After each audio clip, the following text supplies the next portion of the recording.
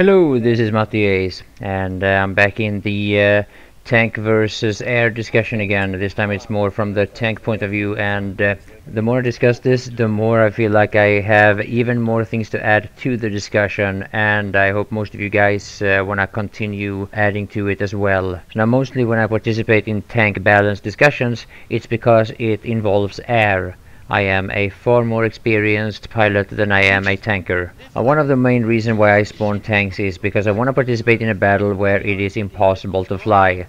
Normally, spawning a tank is the best way of countering enemy tanks. So now the strength of tanks, aside from it having a much larger hit point pool, is that you can receive repairs and you can receive ammo while being in combat. Another thing is that getting a, let's say, 10 or 20 kill streak with a tank does not in any way require the same amount of skill and experience that it does with an ESF. However, I do not in any way mean to say that in order to be condescending to tankers, because being a really good tanker will definitely take the same amount of dedication and skill as it is to be a good ESF pilot. It's just that there are more situations where you can get these easy kills with tanks than the amount of times that you as an inexperienced ESF pilot can get these kind of kill streaks with air-to-ground weapons, for example. Here's another thing that you can do with tanks. If you miss your shots on a infantry player, you can just jump out and shoot them with your main gun, because most likely will they be reloading their rocket since they are focusing on taking out your tank. So now when it comes to the balance between the three main battle tanks, I just want to add something to the discussion from one of my previous uploads, and it has to do with the score per minute, kills per minute, and statistics and some such. Notice how I stopped shooting at the Vanguard with the shield and how it is slowly getting away. So now the whole thing about score and kills per minute or hour can be just as misleading as it can be helpful in any balance discussion or in any balance decision that has to be made. So now there is absolutely no denying that the firepower of the Prowler is unmatched by the other two main battle tanks in Planetside 2. This means that in the hands of the right person and in the right place, you can do really well with the Prowler. However, the amount of times that I've been C4'd or killed by AV turrets or some such is much higher when I've been in a Prowler than in any other main battle tank. And this has to do with the Empire-specific abilities of the three main battle tanks of the three different empires. The Prowler's anchor mode gives you much more killing power, but makes you more vulnerable to incoming fire, while the other two Empire-specific abilities work the opposite way. You don't gain any firepower whatsoever, instead you gain survivability. Now how this affects the statistics is quite clear. For as long as you're in your Prowler, you can deal a massive amount of damage, get a lot of score in a short period of time, and when you die, the score per minute is going to stop counting, leaving you with a very high score per minute, because you were able to deal a lot of damage in a short period of time, but you also died quickly. So the lack of survivability will actually add to the higher score per minute of the Prowler. The other two Empire-specific main battle tanks work the opposite way.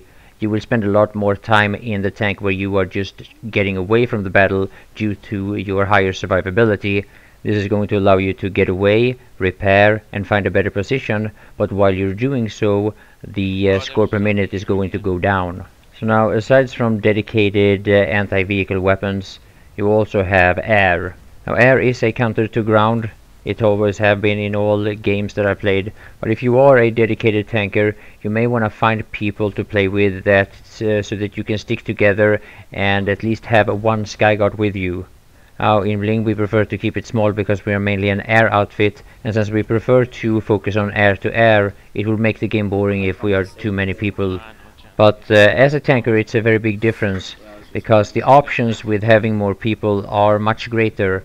For example, a main battle tank is a two-man vehicle, and a lot of people have pointed out how expensive it is to spawn a tank compared to an ESF, for example. But if you are part of a normal sized outfit, having a gunner and also being a gunner for that same person when he spawns a main battle tank means that losing that first tank isn't going to be that costly. Now another option is of course that your gunner can spawn a Sunderer. In this case I'm standing next to a repair Sunderer, an option that you can only have with ground vehicles, and this makes a main battle tank, for example, a lot harder to kill. Now I have been gunning main battle tanks a lot for all three empires, and I found that when I am a gunner, spawning an ammo Sunderer and deploying it next to a base that we are attacking can be very effective. You always have access to ammo, which of course goes for all the vehicles in your empire in that area, but you also get a lot of points for it, not only for the spawns but for the resupply. That also means that you don't have to waste time resupplying. And so many times when I'm driving a tank or when I'm gunning a tank, I think about the old expression that you always heard on the forum back in the days: if only I had the rocket pods, then I would be swimming in certs. Well, if you want to be swimming in certs, stay on the ground, because being good enough in a ESF to get a lot of certs, that's gonna take you a lot of time unless you have already achieved that. However, being successful in a tank has a lot more to do with teamwork and who you play with. And here it is very easy for me to be biased, because I have always, no matter what empire, no matter what server, always had the luxury of knowing good tankers.